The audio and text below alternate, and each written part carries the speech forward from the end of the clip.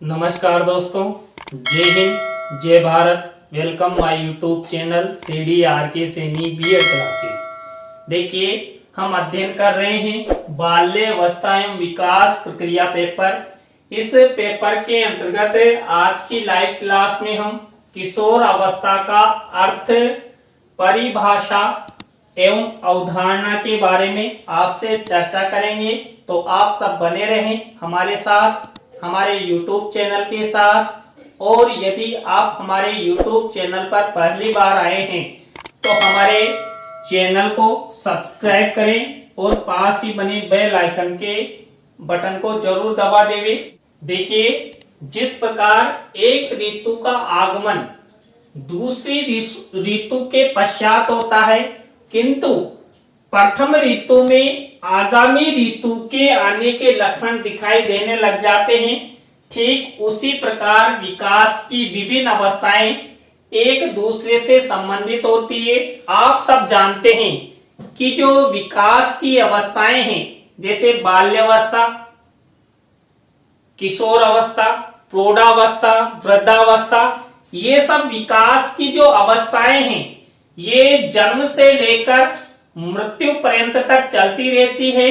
तो जैसे ऋतुएं आती है, एक ऋतु के खत्म होने पर दूसरी ऋतु आती है, और जो वर्तमान ऋतु होती है, उस वर्तमान ऋतु में आने वाली ऋतु के लक्षण दिखाई देने लग जाते हैं। वैसे ही बाल्यावस्था के समाप्त होते होते बालक बालिकाओं में किशोर अवस्था के लक्षण, किशोर अवस्था संबंधी विकास उनमें दिखाई देने लग जाते हैं। कि जो किशोर अवस्था है, ये किशोर अवस्था एडोलेसेंस नामक अंग्रेजी शब्द का अनुवाद है।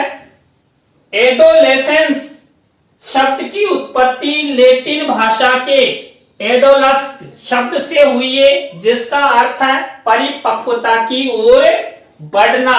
देखिए, यहाँ पर जो बालक बालिका होते हैं, इन बालक बालिकाओं का जो बाल्यकाल में विकास होता है, उससे भी ज्यादा विकास किशोर अवस्था में होता है।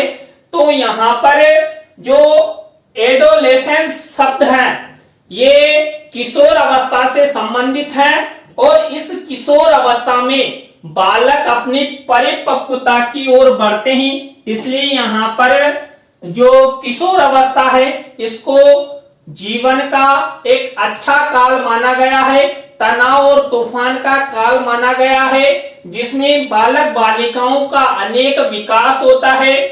किशोर अवस्था बाल्यावस्था एवं प्रौढ़ावस्था का संधि काल भी कहा जाता है। देखिए, यहाँ पर आप सब जानते हैं किशोर अवस्था जो बालक बालिकाओं में आती है, ये बाल्यावस्था और प्रौढ़ावस्था के बीच का मध्यकाल भी इसे कहा जाता है।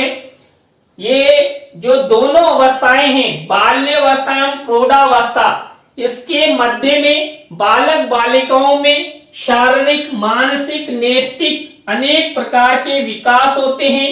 किशोर अवस्था 13 से 18 वर्ष तक मानी जाती है।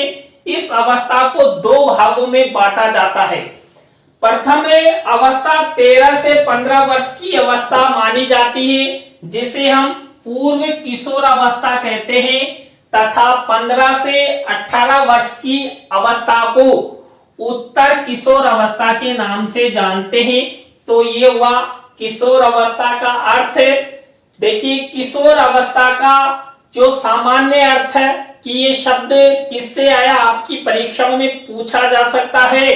तो जो लैटिन भाषा का जो एडोलस शब्द है, इससे किशोर अवस्था की उत्पत्ति हुई है, और इसे हम एडोलेसेंस शब्द का अंग्रेजी अनुवाद इसे हम कहते हैं।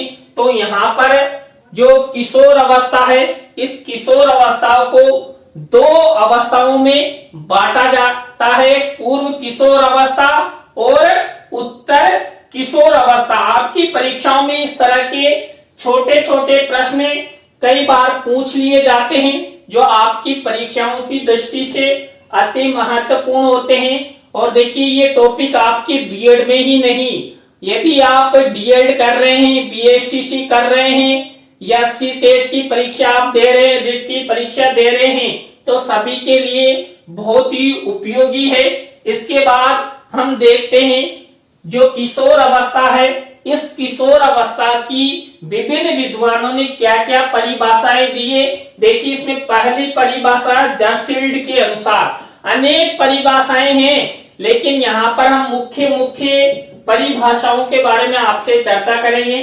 तो इसमें जो जर्सील्ड की परिभाषा है, किशोर अवस्था वह अवस्था है जिसमें मनुष्य बाल्यावस्था से परिपक्वता की ओर बढ़ता है, अर्थात व्यक्ति बाल्यावस्था से परिपक्वता की ओर संक्रमण करता है। देखिए किशोर अवस्था जो बालक 12 वर्ष की उम्र तक बाल्यावस्था में रहता है, लेकिन जो ही वो धीरे धीरे यानी कि आगे बढ़ता है, उसकी एज प्रारंभ होती है, तो 12वें वर्ष के बाद ही वो किशोर अवस्था में प्रवेश कर जाता है। कुल मिलाकर जो बालक बालिका होते हैं परिपक्वता की ओर बढ़ते हैं, परिपक्वता की ओर संक्रमण करते हैं। इसी तरह देखिए स्टेनले हॉल के अनुसार किशोर अवस्था की परिभाषा है, किशोर अवस्था प्रतिबल, खिंचाव, तनाव और तूफान की अवस्था है। देखिए ये जो परिभाषा है ये कई बार आपकी कई प्रतियोगिता परीक्षाओं में पूछी गई है कि जो किशोर अवस्था है ये तनाव और तूफान की अवस्था है। ये किसके द्वारा कहा गया है? ये स्टेनले हॉल द्वारा कहा गया है और सबसे अच्छी परिभाषा है, क्योंकि इस उम्र में बालक बालिकाओं में तनाव आता है, तूफान आता है और उस तूफान में वो बहे जाते हैं, यानी कि जो उनका विकास होता है वो परिपक्वता की ओर बढ़ते हैं, तो मन के अंदर कई प्रकार के विचार उठते हैं। तो यहाँ पर कई प्रकार का खिंचाव बालक बालिकाओं में होता है। इसी तरह किलप्रैक्टिक के अनुसार किशोर अवस्था की परिभाषा है, किशोर अवस्था जीवन का सबसे कठिन काल है। देखिए ये परिभाषा भी आपकी कई प्रतियोगिता परीक्षाओं में पूछी गई है कि किशोर अवस्था जीवन का कठिन काल है। वास्तव में कठिन काल है। इस अवस्था में आने पर बालक बालिकाओं को समझाना, उसे सही दिशा निर्देश देते हुए सही राह पर ले जाना बड़ा कठिन का कार्य होता है, क्योंकि किशोर अवस्था में बालक बालिका प्रवेश करते ही अपनी मन मर्जी के राजा हो जाते हैं। वो ना तो माता पिता को समझते हैं, ना भाई बंधुओं को समझते हैं, ना गुरुजनों को समझते हैं। तो इस समय बालक बालिकाओं को सही राह दिखाना चाहिए, जिससे उनका विकास एक सही दिशा में जाए और वो इस अवस्था में कुमार्ग पर नहीं जाएं। इसी तरह देखिए कुल्लहन के अनुसार किशोर अवस्था की परिभाषा, किशोर अवस्था बाल्यावस्था और प्रौढ़ावस्था के बीच का संक्रांति काल है। देखिए यहाँ पर जो बाल्यावस्था और प्रौढ़ावस्था है, इसके मध्य में जो किशोर अवस्था रहती है उसे हम संधि काल भी कहते हैं। ये भी प्रश्न कई बार आपसे पूछा गया है। तो यहाँ पर कुल्लहन ने भी यही कहा, जो बाल्यावस्था और प्रौढ़ावस्था होती है इसके बीच का संक्रांति काल है। इस संक्रांति शब्द को याद रखेंगे तो आपको कुल्लहन की परिभाषा झट से याद आ जाएगी। देखिए इसी तरह जो रोस मोहदे हैं, रोस मोहदे ने किशोर अवस्था के बारे में क्या कहा? किशोर अवस्था शेषवा अवस्था की पुनरावृत्ति है। देखिए शेषवा अवस्था की पुनरावृत्ति क्यों कही गई है? क्योंकि कई जो शैशव अवस्था होती है, इस शैशव अवस्था में बालक का जो विकास होता है बहुत तेज गति से होता है। बालक का शारीरिक मानसिक विकास होने लग जाता है। तो किशोर अवस्था में भी बालकों में जो समझ, जो शारीरिक विकास, जो मानसिक विकास होता है, वो मानसिक विकास किशोर अवस्था की तरह होता है। क्योंकि शैशव अवस्था में बालक बालिका कुछ नहीं समझते, क्योंकि वो बोलना ही नहीं जानते। लेकिन जो किशोर अवस्था में बालक बालिका होते हैं उनमें ज्यादा समझदारी आ जाती है, उनका विकास हो जाता है, तो वो माता पिता से दूर हो जाते हैं, कई बार तो कई ऐसे कार्य कर देते हैं। और देखिए इस अवस्था में जो उनका शारीरिक मानसिक विकास होता है, वो शारीरिक मानसिक विकास ही उन्हें जीवन की राह दिखाता है और आगे बढ़ने संबंधी कई प्रकार के क्रियाकलाप उनके द्वारा किए जाते हैं। देखिए जो किशोर अवस्था होती है, इस किशोर अवस्था में जो बालक बालिका होते हैं उनमें विभिन्न प्रकार के शारीरिक एवं मानसिक परिवर्तन होते हैं।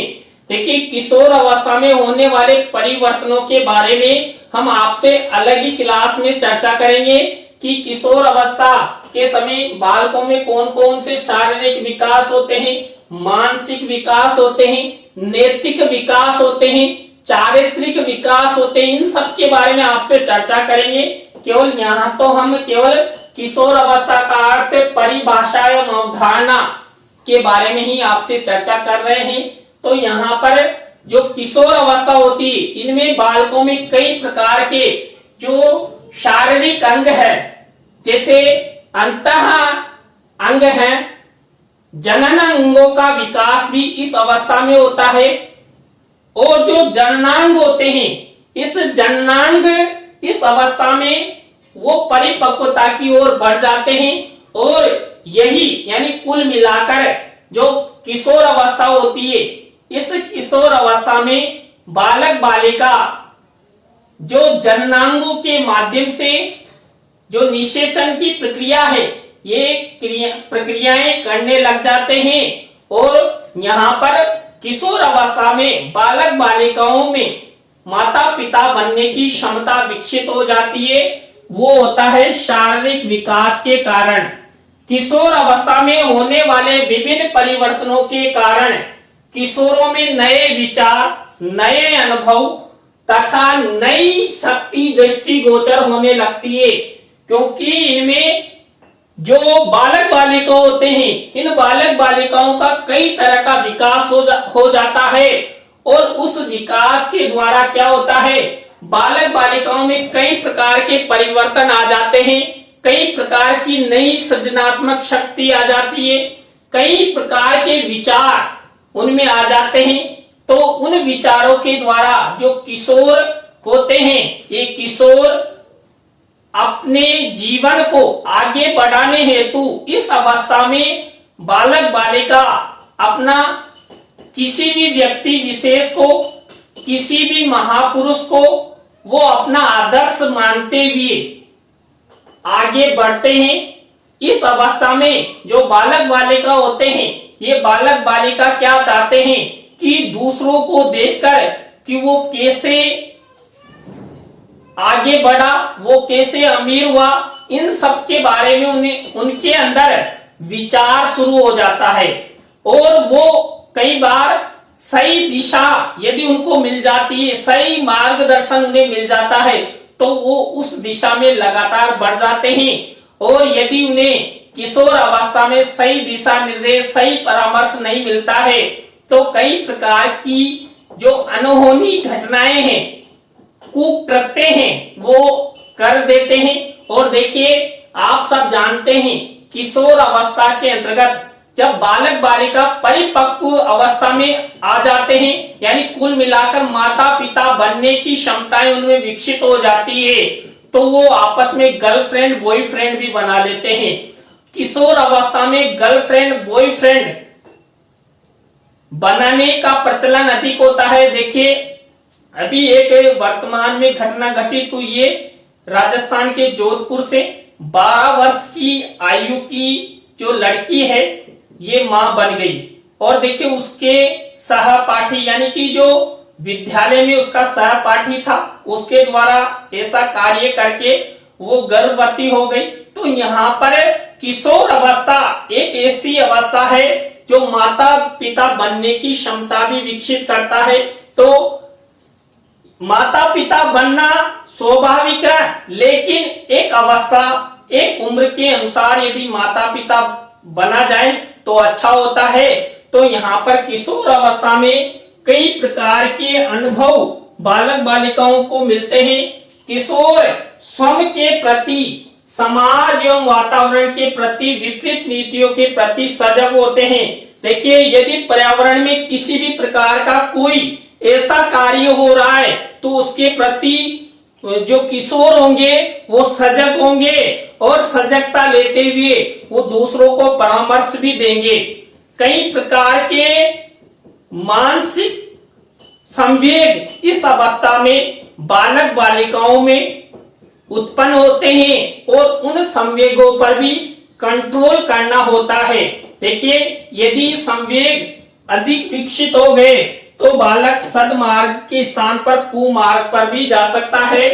वह अपने कार्य, व्यवहार एवं विचारों के माध्यम से अपनी शक्ति, जोश एवं अस्तित्व एवं लगन, साहस आदि का परिचय देते हैं। देखिए, किशोर अवस्था में जो बालक बालिकाओं का व्यवहार परिवर्तन होता है, उस व्यवहार परिवर्तन में बालक बालिकाओं में अनेक नए विचार उत्पन्न होते हैं और उन विचारों के माध्यम से बालक बालिकाओं में नई शक्ति उत्पन्न होती है, नया जोश उत्पन्न होता है।